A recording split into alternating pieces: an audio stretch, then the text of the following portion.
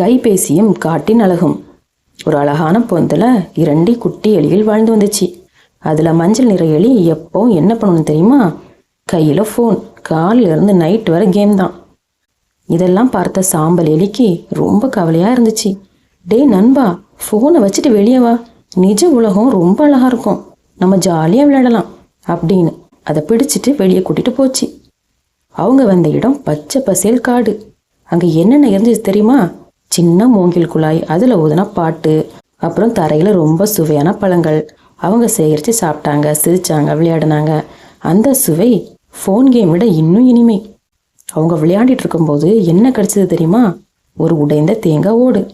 சாம்பல் எலி அதை வண்டியாக மாத்திருச்சு. மஞ்சள் எலி அதில் உட்கார்ந்து கைத்தட்டி சிரிச்சிச்சு. ஹஹஹா.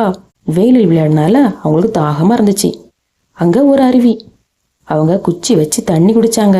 அந்த குளிமை மஞ்சள் எலிக்கு ரொம்ப பிடிச்சி போச்சு. திடீர்னு மேகம் கருப்பாக மாறிச்சு. படப்படப்படன்னு மழை பெய்ய ஆரம்பிச்சிச்சு. எங்கே பார்த்தாலும் தண்ணி ஆறு மாதிரி ஓடுது. ஆனால் எலிகள் பயப்படலை.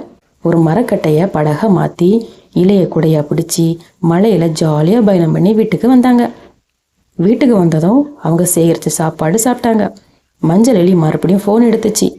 ஆனால் இந்த தடவை கேம் இல்லை, அருவி, காடு, மலை, அந்த ஜாலி பயணம். அதைத்தான் நினச்சிக்கிட்டு இருந்துச்சு.